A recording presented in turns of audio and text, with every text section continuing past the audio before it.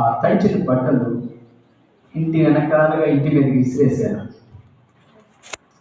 అప్పటికి ఒక గంట తర్వాత మా అక్కయ్య నలుగురు నాకు ఒక అక్క కనిపెట్టింది. ఏదిరా నీ తల తడిచింది ఎంతంటే నేను ఏ సమాధానం చెప్పలా, కాముగా తప్పించుకొని పక్కకి వెళ్ళాను. అంటే అసలు ఇష్టపడేవాడు కాదు. నాకు తెలుసు యేసు ప్రభువుని నమ్ముకున్న తర్వాత ఆయన నిజమైన దేవుడు, ఆయన గొప్ప ప్రేమ అనేది తెలుసు. కాబట్టి నేను వీళ్ళకి మంచిగా కాకపోయినా నేను ఆయన సన్నిధిని విడిచి ఉండేవాడిని కాదు. చిన్నగా బాప్తిసం తీసుకోవడానికి దేవుడు కృపనిచ్చాడు. చిన్నగా దేవుని సన్నిధిలో దాదాపు నేను 15-20 సంవత్సరాలు పరిచయం చేయడానికి దేవుడు కృపనిచ్చాడు.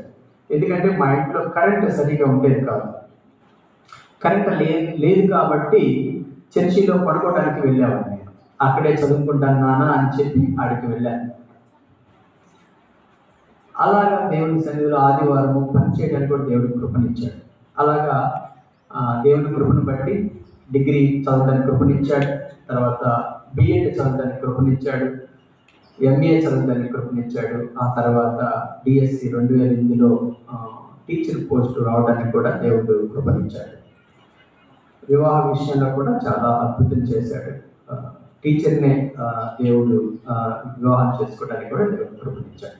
మా గృహంలో అన్యులు అంటే చాలా విగ్రహారాధన. మా గ్రామం ఏమైనా జరిగిందంటే మా ఇంట్లోకి వచ్చి చేసేవాడు. అదంతా ఉండేది చాలా. మా ఇంట్లోకి వచ్చి అవన్నీ చేసుకునేవాడు. కత్తులతోటి అవి చేసేవాడు. అలాంటి కుటుంబం నుంచి దేవుడు నన్ను బయటికి తీసుకొచ్చాడు. నిజంగా అజ్ఞానము అవిధేయతలో ఉన్న వారిని కూడా దేవుడు బయటికి తీసుకొచ్చే దేవుడు. ఇందాక కుంటివాడు లెగోలేని స్థితిలో ఉన్నవాడిని కూడా దేవుడు ఏం చేశాడు, పైకి లేవనెత్తాడు. నిజంగా దేవుడి గొప్పగలిగిన వాడు.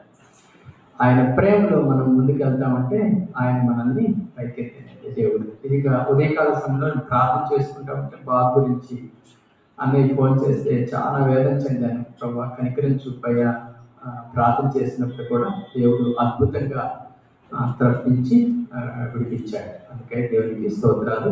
ఇద్దరికి థ్యాంక్ యూ.